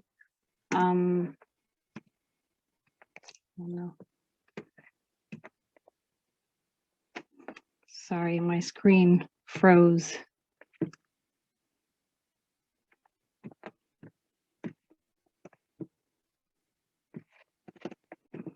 Okay, I think I might have to do this way because my slides aren't moving. That's okay. It's sufficiently visible, so it's no, it's clear. Yeah. Okay. So we heard a lot already. I had no doubts that Davide would cover most of the 3.3.2 on traceability and innovation. So I'll go through that very quickly, and I'll focus on 3.3.1, which is more about improving visibility of non-wood forest products. Also, as FAO, it's embedded in our Constitution, Article 1, to improve data and information. So to some extent, we have a responsibility. So I'll focus mostly on that and touch very briefly on the other key actions we've identified with partners. Just on the rationale, so why this is important. We know a lot about the agricultural sector. We have very good data in FAOSTAT, for example, on conventional foods, the usual 12 crops, more or less, that cover 98% of our food needs. This forest sector, especially when we talk about non-wood forest products, very little data. There's a reason why we call it hidden harvest, invisible trade. So we definitely need to do better. Traffic has an interesting statistic on how the majority of plants in trade are actually wild harvested, and we talk a lot about evidence-based decision making, but there's the whole sector that we actually know very little about. I wouldn't say we know nothing about it. There are good examples. Turkey, we heard from Turkey before us. They have great data on non-wood forest products, so it really depends. But I think globally we can do much better. This is a recent study on what we know about conventionally reported foods. So it actually showed that more than 25% of food production is comprised of these hitting, missing, underreported foods. So that also includes non-wood forest products. So that's a pretty significant proportion of food production that we don't know enough about, which brings us to the key actions we identified with partners. One of these key actions is establishing high relevance non-wood forest product species. So priority species, Van Tom mentioned this in 2003, so it's nothing particularly new, but I think it's time to move on this. And I can't stress enough working with existing processes such as the harmonized system. This is a system that over 200 countries use to collect data. So it might not be ideal, it might not be perfect, it might only show a small part of what we're looking for, but I would say let's use it. It's there and countries already use it. Let's build capacities to use it well. In the last edition of the harmonized system, we at FAO introduced 10 new codes on non-wood forest products. It's a start. It's what the timber or the working group on timber products did many years ago. We can't keep saying there's no data. We need to start somewhere. So this is a great place to start. And now we're working on the 2027 edition and proposing new codes. And this part here, it's not in the key actions right now, but I would like to throw it out there. There exists an intersecretariat working group on forest statistics, which is actually all about timber and wood. Why not a working group on non-wood forest product statistics or a chapter of that working group? FAO can't do it alone, so this is sort of a call to see if we can work together on this. And we did mention before non-wood forest product flagships. I think Sven might have brought it up. There are flagships we can all name pretty quickly when it comes to wildlife, not for non-wood forest products. So again, getting back to that communication issue, can we come up with, I think Traffic called it the wild dozen. So representative species or products that can really help us communicate with consumers or decision makers about non-wood forest products. So start establishing those key priority products. Terminology, there's been a lot of movement in the chat box and after Davide's excellent presentation on what terms we should use. I don't want to dwell on this too long, but I think it's important to make a distinction between gathering official statistics and communicating with consumers. I think some of these processes like the HS are very difficult to change, so it's important to work with them. It's important to improve what's there. So I would say, this here, I apologize for my screen, but this is what fisheries did. We can all talk about aquaculture. We know what that means, and they divide it into categories. I think the same needs to be done for non-wood. So we can still use wild forest products, but we need to recognize that there are other categories too. And again, let's use statistical processes that do exist. But this is just one small part of the picture. It's not just about codes. There's actually a lot of codes in these systems that are there, but they are not used by countries. Gameric, for example, it's there. And it's actually in some of the national databases, but there's no reporting in these international statistical processes. So there's also a huge amount of capacity building that needs to occur. Moving on, yesterday, Patricia mentioned the staggering contribution of a lot of these non-wood forest products to food security and nutrition, and a lot of this is entirely unaccounted for. So I think while international statistics and official statistics is a good start, we need to do much better. And this here is also a huge opportunity to improve data collection. These are surveys that, dietary surveys that already take place in hundreds of countries. So can we latch onto these existing surveys, include questions on non-wood? We're starting to do this with our nutrition department. In fact, these guidelines were just published on capturing wild foods in dietary surveys. The standard surveys that take place right now, they're called 24-hour recalls. So that the word itself says that in the last 24 hours, what people eat. And of course, a lot of seasonal foods, like a lot of wild foods, are not captured by these surveys. Having said that, we can work with these existing tools, improve them, because again, they already take place in lots of countries. So it's a matter of working with them and trying to adapt the surveys. So that's a huge action that I think, FAO we're already doing, and we're actually working on a guidance note as well on improving these dietary surveys to capture a lot of these foods. So I think that in itself can be a key action to integrate into the official statistics gathering that we're already working on. And then complementing this information by targeted sectoral surveys. We've heard a lot about the work by Lovereach and Padua through the EU Star Tree project. Fantastic data gathered there. I guess the key challenge is how do we make it systematic and how do we make it global? Because I think it's, again, really great data that came out. It's specific, it's sectoral, but how do we replicate? So I think those are some of the things we need to think about, but they can certainly complement some of the actions I mentioned before. And then throughout these past couple of days, we really heard a lot from different sectors, quark, mushrooms, chestnuts on, there's so much data at people's fingertips. We really need to find a way to create a working group on these statistics, because that can certainly complement a lot of the official data collection taking place. And I'll go through the last ones. I know I'm running out of time quite quickly. Davide again mentioned so much on traceability, Enrico as well, and labeling. One thing I would stress is more needs to be done on standards. At FAO, we have Codex Alimentarius, for example. Very few non-wood forest products feature there. Honey, gum arabic, shea butter, and Brazil nuts are some of the few, but especially now with concerned food safety concerns when it comes to wild foods, I think it's an important and much needed topic to address. So standards on wild foods. And finally, again, most of this was already mentioned, but especially through the Incredible Knowledge Repository, so many of these best practices are coming out. So how can we continue and to house these in a place that, you know, what happens after Incredible, where do these best practices go? So make sure, FAO, for example, has the Techa platform, which houses a lot of these practices for small agricultural producers. There's a beekeeping group. There's not a non-wood forest product group. So that's potentially another space, another platform that can be used.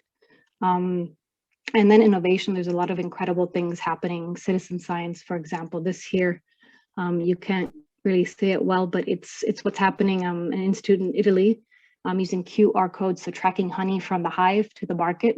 These things are happening. We need to see how to apply this also for non-wood. I'll let Sarah continue with some of the other key actions, but hopefully I didn't take up too much time, Stephen. That's it for me. Thank you. Excellent. No, Julia, it's wonderful. Thank you so much for the very nice examples you've given, not only pointing towards policy actions, but also giving very interesting examples of what's going on, because the world evolves, right? So with this citizen science projects, etc., there's a lot of interesting stuff going on. But you're right, let's first hear also Sarah Maltoni's contributions. I will immediately introduce her. And then if there are any actions coming in, consider this. So this then might be actions, I mean questions. So this might be then questions to either of you. Okay, I would like to say to the attendees, if you see a question in the Q&A that you like, you can upvote the question or you can post questions yourself. Now, switching to Sarah Maltoni. She is the head of the Forest Value Chains and Cooperation Office at the Regional Forest Agency for Land and the Environment of Sardinia. So that is Forestas. And Forestas is one of the consortium partners of the Incredible project. Sarah is a well-appreciated partner that has been one of the persons driving the organization of this policy forum. So Sarah, could you please give us a wrap-up on the policy actions needed to secure successful non-wood forest products value chains? Please, Sarah. Yes, can you hear me? Yes, excellent. Good. So thank you, Stephen, and thank you everybody for being here, and especially thank you to the speakers that have given their presentation today. Very, very inspiring. So my aim in this last speech of this session 3 is to provide a wrap-up, a summary, let's say, of the policy actions that we've been discussing this morning. And to do that in the frame of the white paper that has been a stepping stone to this policy forum, and that has been mentioned several times. In this white paper, the actions are summarized in 4 main blocks. The block on securing conservation and supply of non-wood forest products has been addressed yesterday, whereas today we've been speaking of building competitive and equitable value chains, but also through the presentation of Julia, we have touched the issue of transparency, data and information flow. So let's see what actions make these blocks.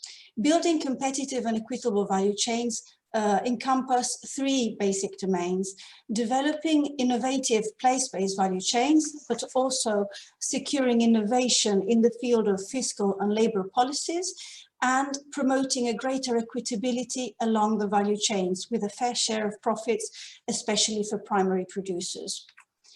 Innovative and place-based value chains can be achieved by several means. And all of them have been mentioned by the previous presentations. We have mentioned the importance of formalizing the relationships between the landowners and the collectors of non-wood forest products. For example, picking permits have proven very successful in the field of mushrooms, and that has been told for Italy, but also in the case of Castilla y León, but also the agreements between forest owners and pickers of medicinal and aromatic plants in the case of eucalyptus, still in Spain, in Andalusia. All these agreements, they improve access to the resource, they provide economic returns to the forest owner, they allow control of harvesting levels, and therefore make traceability possible, counteracting the grey markets. Also, it ensures the continuity of supply for industries, and in the case of edibles, they favor food safety. So formalization is one step and improves access to the resource, and improving access is particularly relevant in public forest. We've heard that in Turkey by Mr. Belen, the resources forest are all public, and also large area of public forests are here in Sardinia, in Tunisia. So favoring access by local populations and small and medium enterprises to these huge resources that are very often untapped is very important. So we must devise tenders and auctions in the way that these local holders are encouraged and able to participate. And this by creating cooperatives, by designing the tenders in a way that they are brought in. And then promoting entrepreneurship targeted to the downstream integration of value chains, and especially developing place-based local value chains, has been described by Mr. Pettenella as one strategy to fight against this global and extremely competitive market. So developing local networks and capacity among local actors, as in the case of the distilleries of essential oils in many parts of Southern Europe, that help increase the margins for all the actors, from the producers to the processors and consumers. At the same time, it is important to combine different sources of revenues for forest holders. The synergies with ecotourism and experiential tourism has been described outstandingly by Mr. Katsoupas in Greece, but several examples have been also shown by Mr. Pettenella for Fungo di Borgotaro, for Fiera Internazionale d'Alba, through Forum by the European Forest Institute. They are all events where the bond between the consumer and so the experiential service is provided, and it's important the connection with the territory. And that is why promoting voluntary certification and labeling standards that refer to quality and the origin, like PDO or IGP, there are several, it is extremely valuable for these value chains. and promoting genuine products that have to be diversified, distinguished from global markets has been mentioned again by Mr. Pettenella. So voluntary certification and labeling standards like the Fair Wild certification, specifically if they target process rather than performance, are very important to make these products reach the right markets. And of course, payment for ecosystem services, they have been mentioned. They are a way of paying back the producer for all the services they provide in forest management. The implementation of these systems is, however, lagging behind. There are several studies, there are laws, but we must foster the uptake and the real-world implementation of these instruments to bridge the market failure of some of these policies we put in place. And then the issue of innovative fiscal and labor regimes have been described excellently by Mr. Vidale for the mushroom sector in Italy and by Mr. Fernandez for the policy on labors for raisin tappers in Spain.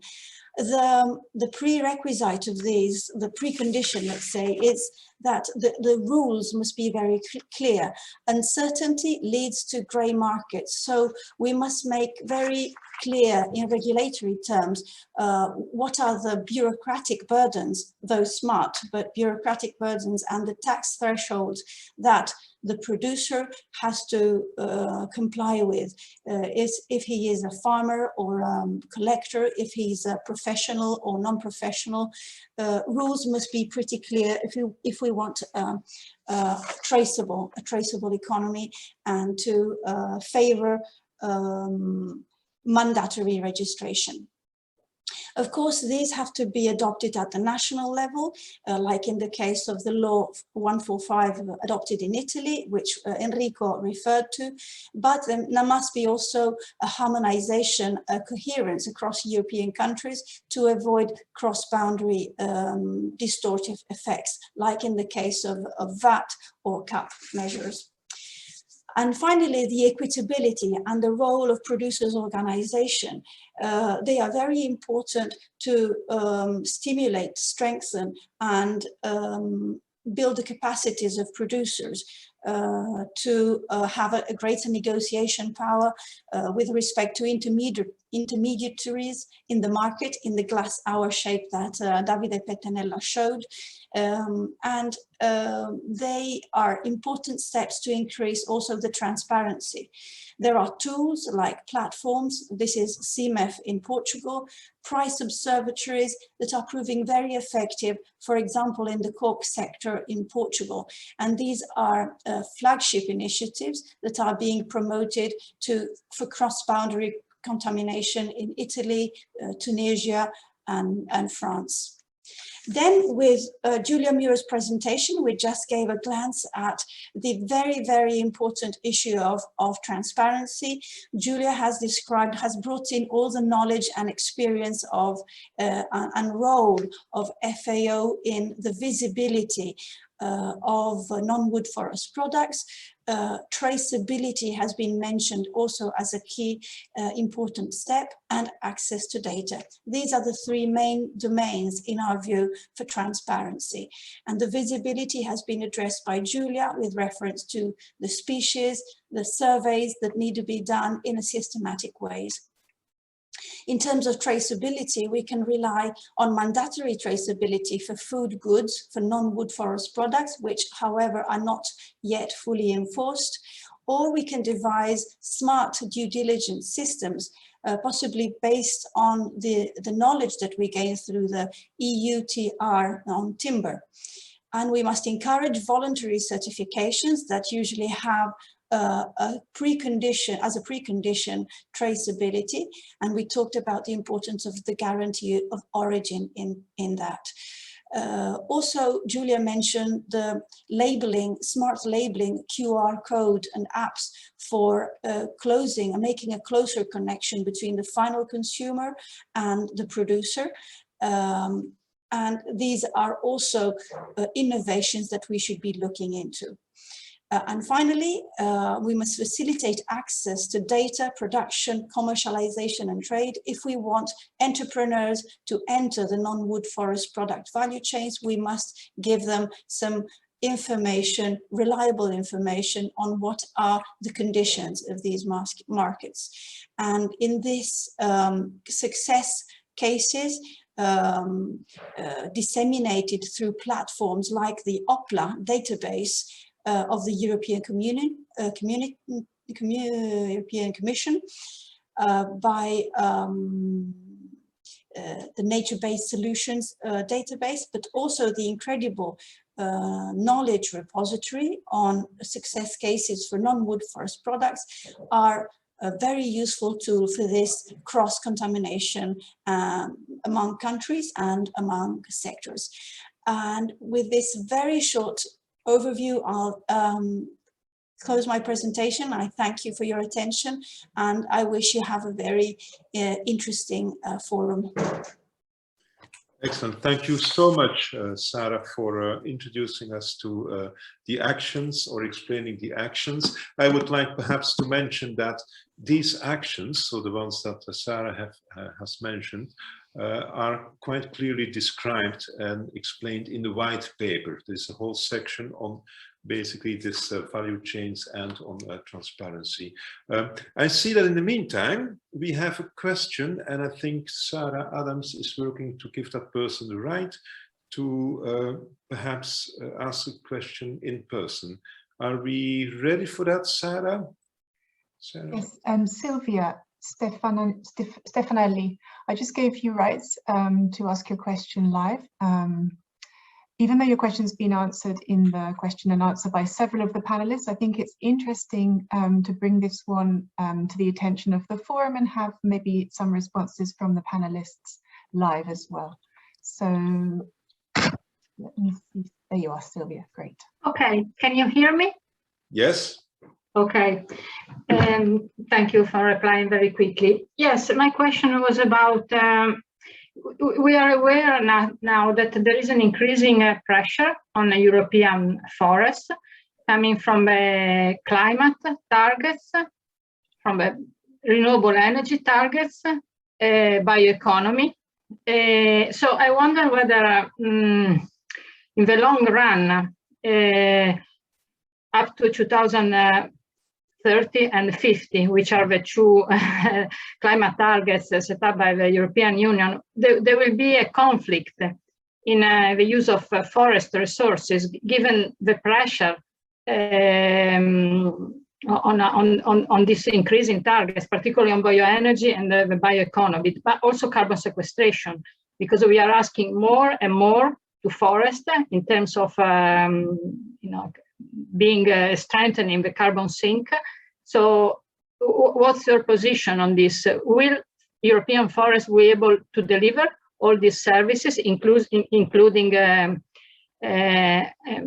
non-wood forest products, or at a certain moment, policymakers, users will have to decide which are the best services for that ecosystem? Thank you. I think, Alvaro, as you have initiated to answer that question already in the chat, perhaps this is a question you can take right now. Is that okay for you?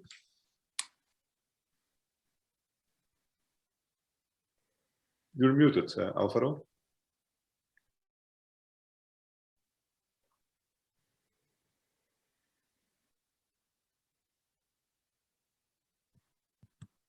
It seems we have a problem.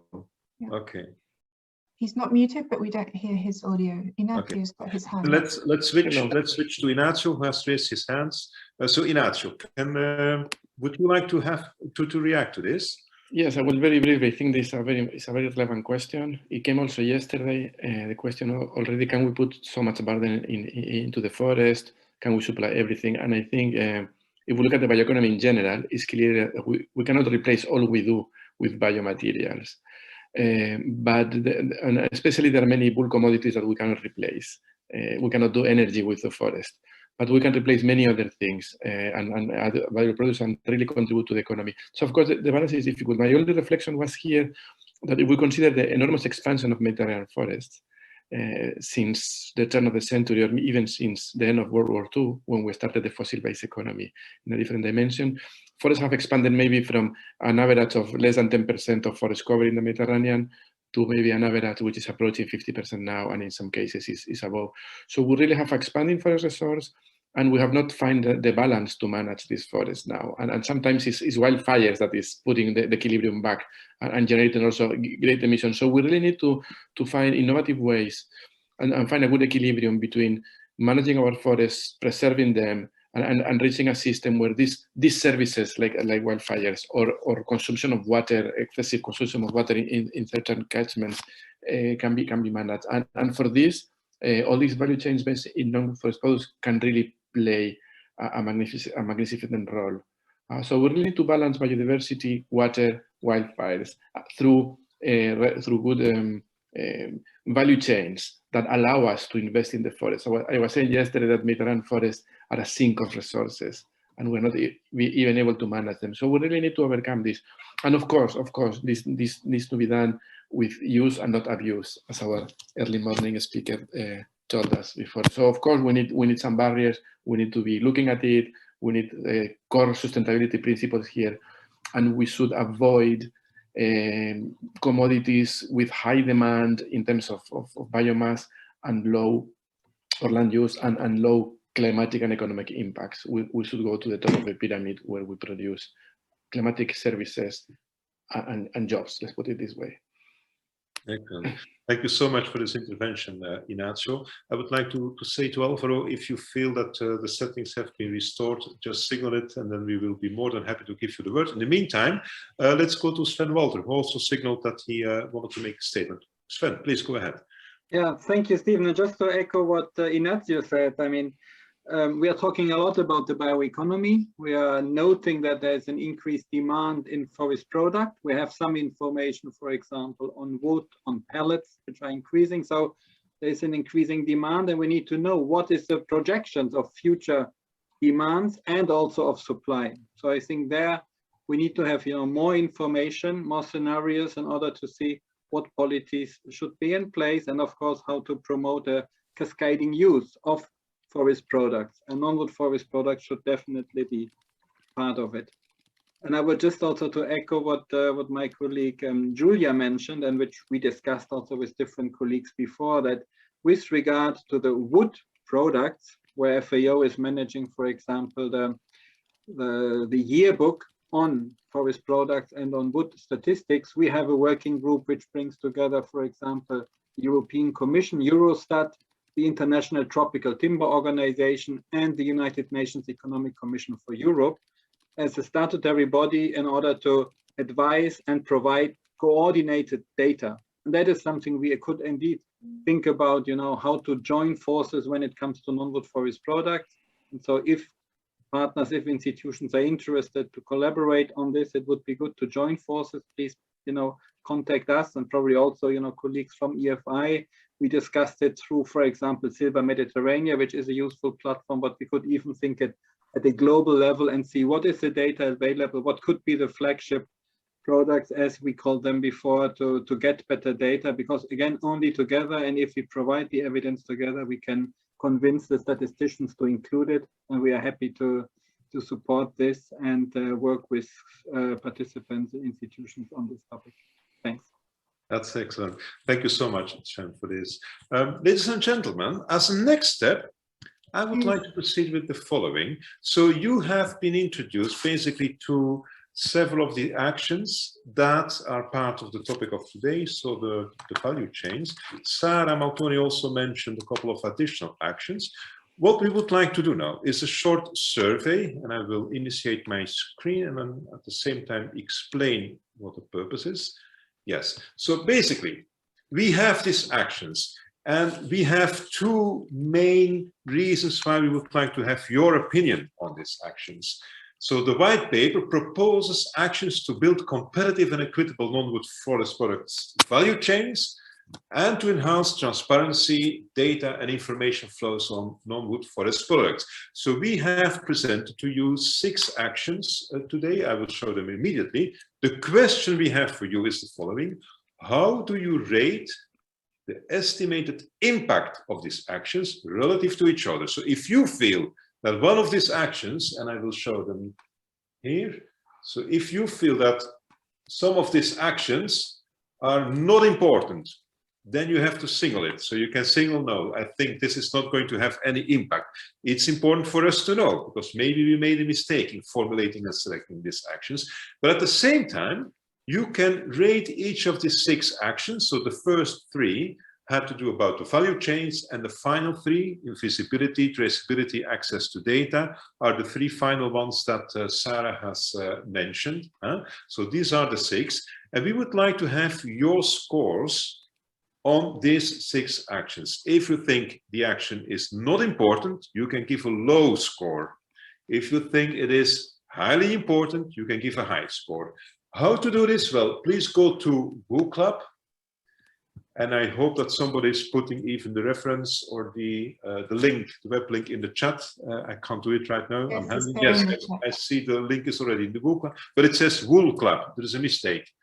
It says, so it should be Woo Club, not Wool Club, please. So if you just go to wooclub.com and then dial in SDQXLN as a code, you should be in the survey. And we are welcoming your reactions, your input right now. Please go ahead. I see the number of participants participating rising quickly. So it seems many of you have found Woo Club and the right surveys. So we are 43 participants, and it's still counting, which is very good. Please give us your feedback. It's important for us to know if you agree with these actions or not. It's your way, basically, it's to signal it.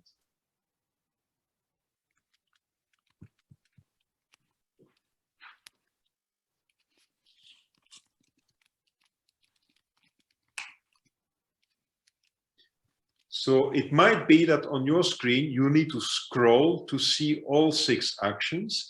And when you have selected, don't forget, please, to submit the results. You have to put the submit button. I see the first results coming in, which is great.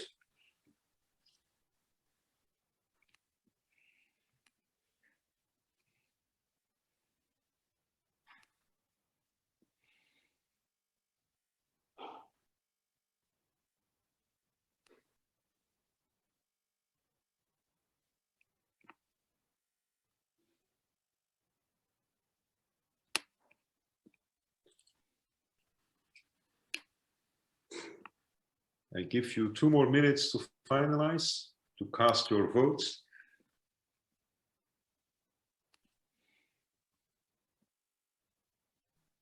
So the question is about the impact. How impactful do you think this action is going to be?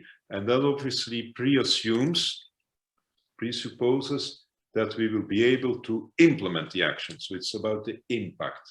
How impactful do you think this action is going to be?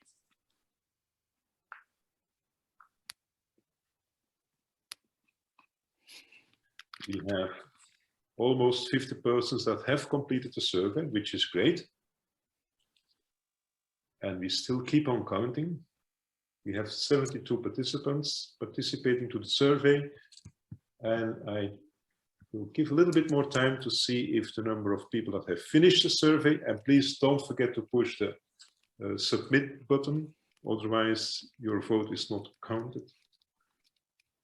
So 54 persons have submitted their votes. This is the final minute. If you want to cast your vote, this is the time to do it.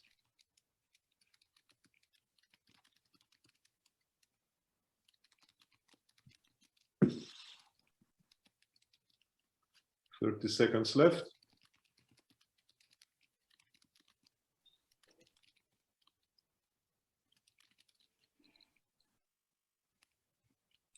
So we have 57 respondents that have completed the survey. So I think there are still a couple of persons that either have forgotten to push the submit button or that are still completing the survey. 59 have completed, which is great. Okay. Good. You can keep on, those that are still doing this survey can continue to do so, but perhaps I can already ask for a reaction from Sarah Maltoni's side.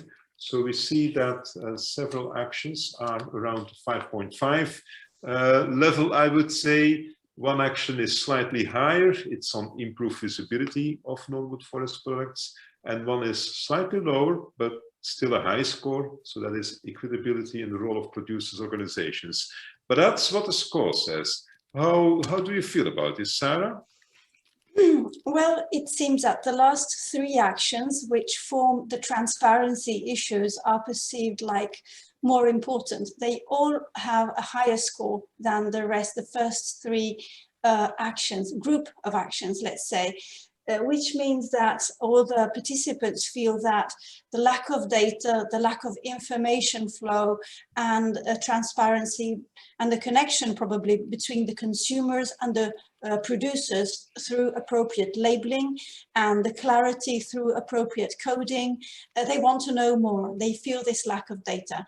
And I think this is very important, because once there is a consumer push, people are informed of what are the values of the non-wood forest products, how good they are for the environment.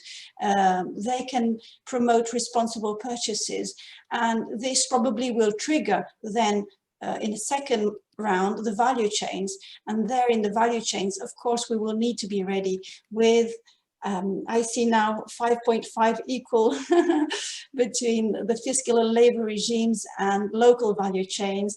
So the governments need to be ready with a mix of policies between fiscal and labor regimes that are ready to support these upcoming opportunities in the market. And the issue of local value chains and territorial marketing has been very well described by Mr. Pettenella in his opening keynote, and I think that is also very much scored. Maybe the role of producers' organization lies a bit behind, as you know, a backup that must be there to strengthen the producers, but maybe it's not yet perceived as something that is, you know, in the upfront of policies. Although maybe I didn't mention inter-branch organizations that favor cross-sectoral agreements and arrangements. Mr. Pettenella mentioned network contracts, so they can be also very valuable. Yeah. So it is a surprise that the last section is felt as more important than this, the first three, but it has a meaning, a good meaning. Well, for sure, it is. This is in the nuance of the data, obviously, and this is by no way a scientific survey, so let's take it for what it is. But we should state that even, well, the lowest scoring action, which is on equitability and role of producers organization, has still a high score. So for us, it is a confirmation that all of the actions that have been proposed basically get support from the people that have responded to the survey. And I think this is very important news. We got a comment from Judy Trice that states, I'm a producer, that's why I see it different than the most voters. And this is indeed probably going to be the case, that everybody is going to score these actions based on the personal position, which is the idea, by the way. Excellent. Good. I think that looking at the time, I'm quickly checking if there's anything else that needs to be said in the Q&A right now. If it is not the case, I think we can say, I'm quickly looking at the panelists, if there is anything else. No. In that case, well, let me conclude then this third session. I think we had a very interesting combination of video material presentations, the Pecha Kucha challenges, the survey, and I think we all got a better understanding of what's at stake with respect to the value chains, the non-wood forest products value chain.